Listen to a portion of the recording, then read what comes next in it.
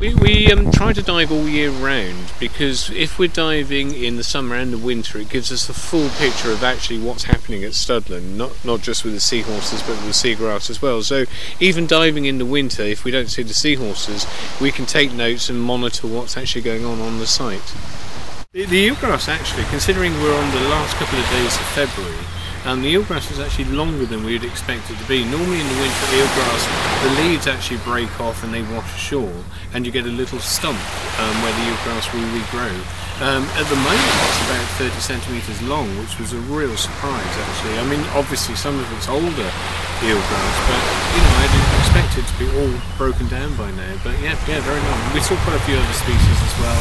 Shore crabs, peacock worms, some beautiful peacock worms down there. Lots of seagrass anemones as well, because we have a lot of anemones here.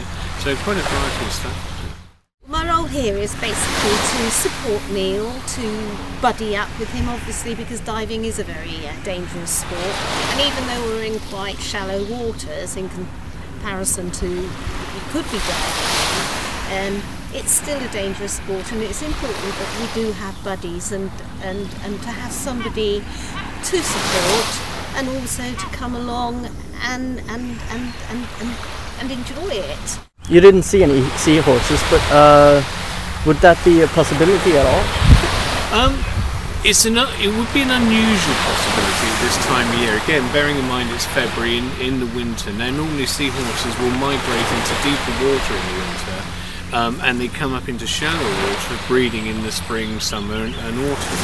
We've had a relatively mild winter, so there's a slight possibility one might have already come up by now. But the chances are we're still going to see them in about another 4, 6, 8 weeks' time, slowly moving into the shallower waters. It would have been fantastic to see one, but I'm not surprised we didn't.